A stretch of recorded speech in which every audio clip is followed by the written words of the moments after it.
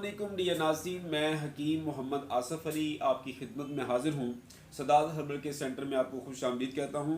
आज मैं आपके सामने एक प्रोडक्ट लेके हाज़िर हो रहा हूँ सदात हेयर ऑयल के नाम से, जो कि हमारी अपनी सदात हर्बल के सेंटर की जानिब से ये तैयार की गई है।